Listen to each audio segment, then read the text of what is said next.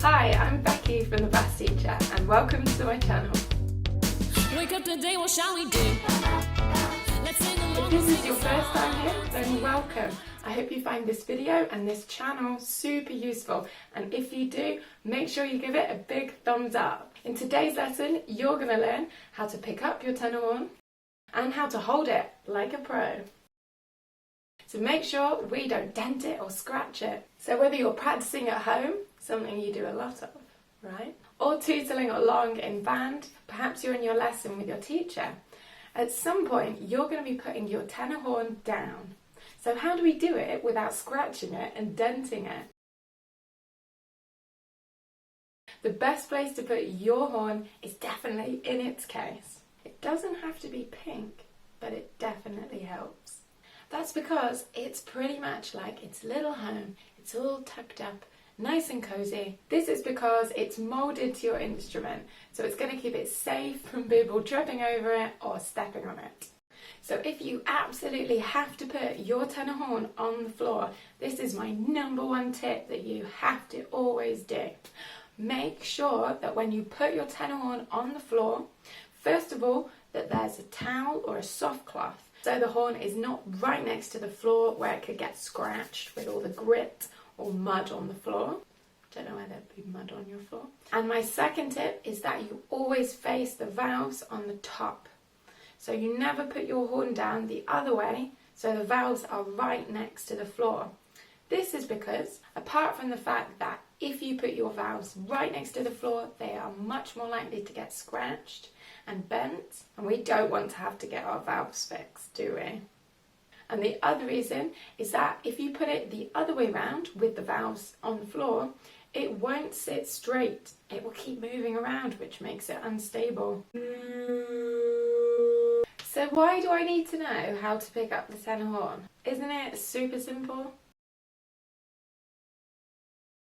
Well, actually, there's a common mistake which a lot of beginners make. That if you pick your tenor horn up like this, because the slides move really easily, especially this big one at the bottom, the tuning slide, if you pick it up using your tuning slide, your horn's going to slide away from you and make an expensive bang on the floor.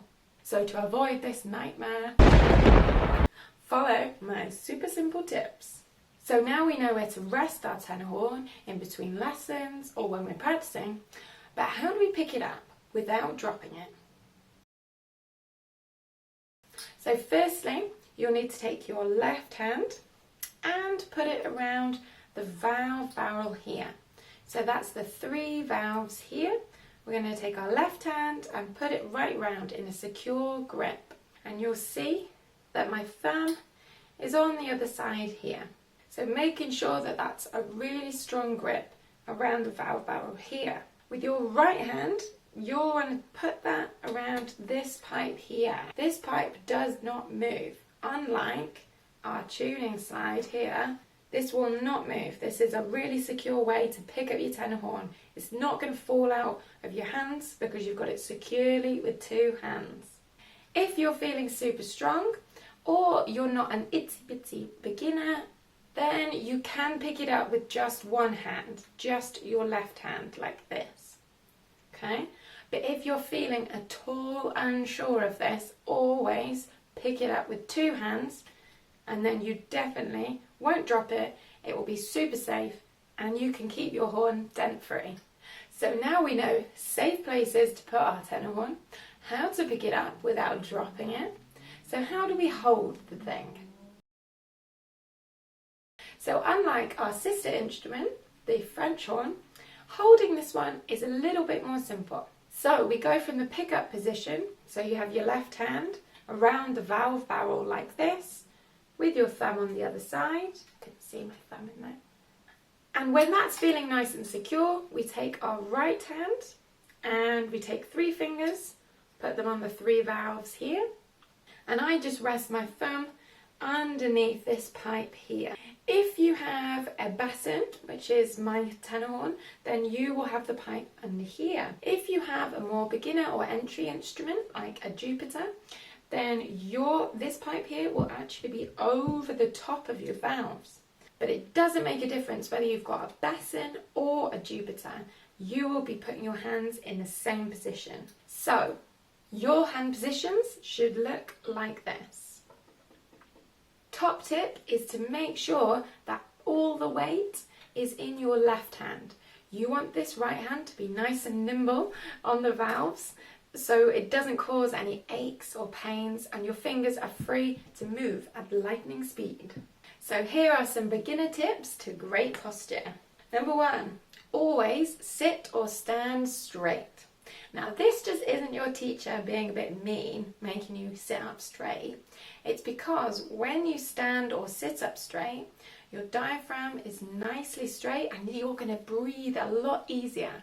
The easier we breathe, the more air we put into this thing. And the more air we put into this thing, the better it will sound.